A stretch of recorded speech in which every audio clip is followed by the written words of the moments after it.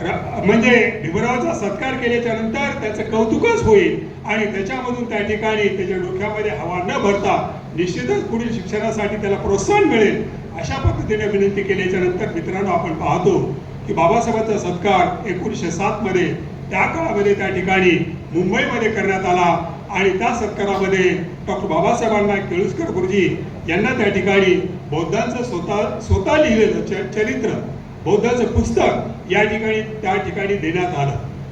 आज देखील सत्कारामध्ये त्या ठिकाणी जग घडवणारा बाप माणूस म्हणजे डॉक्टर बाबासाहेब आंबेडकर यांना या ठिकाणी यांच्यावर लिहिलेलं जे पुस्तक आहे हे या ठिकाणच्या जे सत्कारकर्ते आहेत, जे विद्यार्थी आहेत त्यांना या ठिकाणी दिले जाणार आहे। दुसऱ्या या ठिकाणी आपण पाहतो बाबासाहेबांनी आम्हाला शिका म्हटलं, आम्हाला संघटित व्हा म्हटलं आणि संघर्ष करा म्हटलं।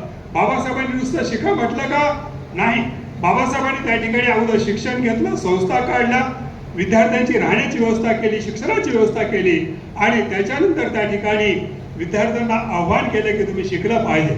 महात्मा फुलेंनी या ठिकाणी रोपटं लावलं, शाहू महाराजांनी त्याला पाणी दिलं आणि बाबासाहेबांनी त्याला त्या ठिकाणी अशा पद्धतीनं या ठिकाणी हे रोपटं शिक्षणाचं रोपटं वाढवण्याचा प्रयत्न केला। संविधानाच्या माध्यमातून याला त्या ठिकाणी फळ आलेली आम्हाला दिसतात आणि म्हणून आज आमचे विद्यार्थी, आज सर्व थरातील विद्यार्थी मोठ्या प्रमाणामध्ये शिक्षण घेत आहेत, पुढे जात आहेत, नोकऱ्या करत आहेत, उद्योग करत आहेत आणि वेगवेगळ्या क्षेत्रामध्ये आपलं नाव कमवत आहेत। मित्रांनो आपण पाहतो की बाबासाहेबांनी जेव्हा या ठिकाणी अमेरिकेमध्ये कोलंबिया विद्यापीठामध्ये शिक्षण पूर्ण केलं, कोलंबिया विद्यापीठाचं MA PhD अशा प्रकारचा अभ्यासक्रम पूर्ण केला आणि हा अभ्यासक्रम पूर्ण केल्याच्या नंतर त्या ठिकाणी बाबासाहेब परत त्या ठिकाणी मुंबईला आल्याच्या नंतर कराराप्रमाणे बडोद्याच्या सयाजी गायकवाड यांनी त्यांना शिष्यवृत्ती दिली होती आणि त्या करारामध्ये असं ठरलेलं होतं की बाबासाहेब तुमचं शिक्षण झाल्याच्या नंतर तुम्हाला बडोद्याला यावं लागेल आणि या संस्थानामध्ये काही काळ त्या ठिकाणी तुम्हाला नोकरी करावी लागेल। अशा पद्धतीचा करार सयाजीराव गायकवाड त्याशिवाय बाबासाहेब यांच्यामध्ये त्या ठिकाणी झालेला होता। त्यानुसार बाबासाहेब जेव्हा त्या ठिकाणी 1917 मध्ये या ठिकाणी परत कोलंबिया विद्यापीठातून अमेरिकेमधून मुंबईला आले तेव्हा त्यांनी त्या ठिकाणी आपण पाहतो की बडोद्याला गेले आणि बडोद्याला गेल्याच्या नंतर त्या ठिकाणी सयाजीराव गायकवाड यांच्या संस्थानामध्ये त्या ठिकाणी त्यांनी नोकरी करण्यास सुरुवात केली।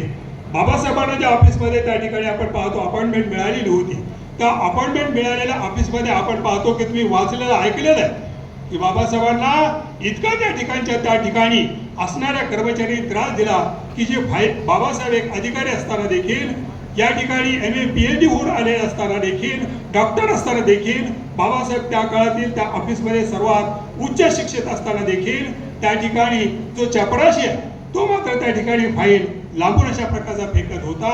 बाबासाहेबांना त्या ठिकाणी अशा पद्धतीने त्रास दिला जात होता आणि म्हणून बाबासाहेबांना त्या काळामध्ये आपण पाहतो की त्या ठिकाणी बडोदे या गावामध्ये त्यांना राहण्यासाठी देखील त्या ठिकाणी घर मिळू दिलं नाही। या ठिकाणी त्या ठिकाणी पारशी अशा प्रकारच्या कार्यालयामध्ये, पारशी अशा प्रकारच्या त्या ठिकाणी म्हणजे वसतिगृहामध्ये बाबासाहेब त्या ठिकाणी आश्रमशाळेमध्ये बाबासाहेब राहत होते। त्या पारशांना देखील समजलं की त्या ठिकाणी बाबासाहेब हे मात्र त्या ठिकाणी अस्पृश्य आहेत। तेव्हा त्या ठिकाणी त्या पारशी लोक जमा झाले, बाबासाहेबांच्या अंगावर गेले आणि त्यांनी बाबासाहेबांना सांगितलं की तुम्ही जात लपून या ठिकाणी राहिला, तुम्ही मात्र आताच्या आता आमची या ठिकाणी आश्रम सोडा। अशा पद्धतीने त्या ठिकाणी त्यांना तशा पद्धतीने धमकावलं। बाबासाहेबांचे सामान आहे ते बाहेर फेकलं आणि मित्रांनो तुम्ही वाचलेलं आहे सर्वांनी, या ठिकाणी बाबासाहेब जेव्हा त्या ठिकाणी आपलं पेटी आहे, दप्तर आहे, हे सर्व अशा प्रकारचं सामान आहे हे घेऊन बाबासाहेब रेल्वेकडे गेले, रेल्वे स्टेशनला गेलेला आहे आणि रेल्वे स्टेशनवर गेल्याच्या नंतर गाडीची वाट पाहत असताना बाबासाहेब एका झाडाखाली थांबलेले आहेत। मित्रांनो बाबासाहेब झाडाखाली थांबल्याच्या नंतर त्यांनी विचार केला, त्या ठिकाणी बाबासाहेब रडू लागले। बाबासाहेबांना अत्यंत दुःख झालं, मी इतका उच्च शिक्षित असताना देखील मी या ठिकाणी केवळ मागासवर्गीय जातीमध्ये जमल्यामुळे मला एवढा त्रास आहे तर माझ्या समाजाला किती त्रास असेल।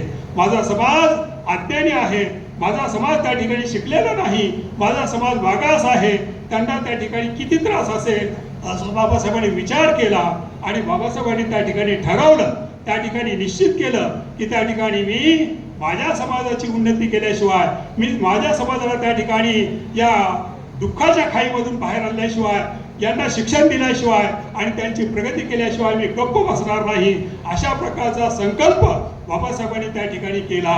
आणि म्हणून ज्या ठिकाणी बाबासाहेब बसलेले होते त्याला त्या ठिकाणी संकल्प भूमी असं म्हणतात. त्याला त्या ठिकाणी संकल्प भूमी असं म्हटलं जातं. आपण पाहतो आपल्याकडे दीक्षाभूमी आहे, आपल्याकडे चैत्यभूमी आहे, आपल्याकडे जन्मभूमी आहे, महूला जन्मभूमी आहे, नागपूरला त्या ठिकाणी दीक्षाभूमी आहे, मुंबईला चैत्यभूमी आहे. तशा पद्धतीने गुजरातमध्ये, बडोद्यामध्ये संकल्प भूमी आहे.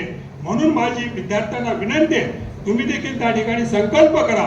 मी देखील त्या ठिकाणी आम्ही 18 तास या भीम जयंतीच्या माध्यमातून सर या ठिकाणी 18 तास अभ्यास करण्याचं या ठिकाणी यावर्षी आम्ही सुरू केलं आणि त्याला भरपूर अशा प्रकारचा प्रतिसाद मिळाला. जवळजवळ 30 ते 40 विद्यार्थी याच बाजूच्या वाचनालयामध्ये या ठिकाणी 18 तास अभ्यास त्यांनी केला. अशा पद्धतीनं आमचे जे विद्यार्थी आहेत, 12वीचे विद्यार्थी आहेत, 10वीचे विद्यार्थी आहेत, कोणी त्या ठिकाणी आर्ट्सला जाईल, कोणी सायन्सला जाणार आहे, कोणी त्या ठिकाणी इंजिनिअरिंगला जाणार आहे, पुढे कोणी मेडिकलला जाणार आहे, कोणी क्लर्क होणार आहे, कोणी शिक्षक होणार आहे, कोणी त्या ठिकाणी विविध अशा प्रकारच्या क्षेत्रामध्ये त्या ठिकाणी प्रावीण्य मिळवणार आहे. म्हणून बाबासाहेबांनी जशा पद्धतीने संकल्प केला होता तशा पद्धतीने आमच्या विद्यार्थी मित्रांना देखील संकल्प करावा.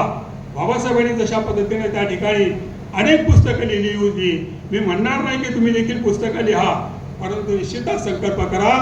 तुम्ही मात्र त्या ठिकाणी आपल्या गुरुजनांचा आदर म्हणजे त्या ठिकाणी आदर करा. आपल्या पालकांनी जे तुमच्यावर मेहनत घेतलेली आहे त्याचा देखील त्या ठिकाणी सन्मान करा आणि त्या ठिकाणी आपण पुढील जीवनामध्ये निश्चितच त्या ठिकाणी जास्तीत जास्त त्या ठिकाणी मेहनत घेऊन उच्च अशा प्रकारच्या पदाला जा. पळीचं नाव कमवा, तुमच्या कुटुंबाचं नाव कमवा, तुमच्या घराण्याचं नाव कमवा. त्याशिवाय त्या ठिकाणी याशिवाय तुम्ही जेव्हा या पळीचं नाव कमवाल त्यावेळेला निश्चितच पुन्हा देखील तुमचा या ठिकाणी आणखी देखील सत्कार करण्याची आम्हाला संधी उपलब्ध होईल. या ठिकाणी एवढीच आपल्याकडून अपेक्षा व्यक्त करतो आणि या ठिकाणी थांबतो. जय भीम, जय बौद्ध, जय भारत.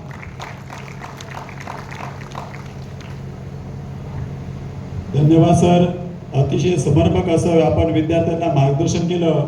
डॉक्टर बाबासाहेब आंबेडकर यांच्या जीवनातील अतिशय महत्त्वाचे पैलू आपण विद्यार्थ्यांना सांगितले आणि त्याचबरोबर बोलत असताना तुम्ही अतिशय समाजातील एक घटक जो लुप्त चाललेला आहे, लुप्त होत चाललेला आहे, तो अतिशय मोलाचा संदेश दिला सरांनी. ते म्हणले आईवडिलांचा आदर करा, गुरुजनांचा आदर करा, जे आपले वडीलधारी मंडळी आहेत त्यांचा आदर सत्कार करा, जेणेकरून आपल्या जीवनाचं कल्याण होईल. आणि विद्यार्थी मित्र हो, आपले ध्येय कसे गाठणार, आपले ध्येय कसे गाठणार, सर्वात अगोदर आपल्याला एक 3 प्रश्नाची उत्तरे शोधावी लागतील. पहिला प्रश्न आहे, माझ्या जीवनातील ध्येय काय आहे, माझ्या जीवनातील ध्येय काय आहे. दुसरा प्रश्न आहे, मी माझ्या स्वतःच्या ध्येयावर संशय तर घेत नाही ना. प्रश्न दुसरा आहे, मी माझ्या स्वतःच्या ध्येयावर संशय तर घेत नाही ना. तिसरा प्रश्न आहे, मी माझे ध्येय गाठण्यासाठी काम करताना आनंदी राहतो ना. मी माझे ध्येय गाठण्यासाठी काम करताना आनंदी राहतो ना. या 3 प्रश्नाची उत्तरे ही आपल्याला स्वतःला धोका न देता शोधायची आहेत. आणि जर आपण या प्रश्नांची उत्तरे स्वतःला धोका न देता शोधली तर आपल्याला आपले ध्येय गाठण्यापासून कोणीही वंचित करू शकणार नाही, कोणीही दूर करू शकणार नाही. तेव्हा आपल्या जीवनाचे ध्येय कशा पद्धतीने गाठले पाहिजे याचे मार्गदर्शन करण्यासाठी आजच्या कार्यक्रमाचे प्रमुख मार्गदर्शक माननीय प्रदीपजी रोडे सर, अध्यक्ष नालंदा फाउंडेशन बीड यांना मी विनंती करतो की त्यांना विद्यार्थ्यांचे ध्येय गाठण्यासाठी मार्गदर्शन करावे.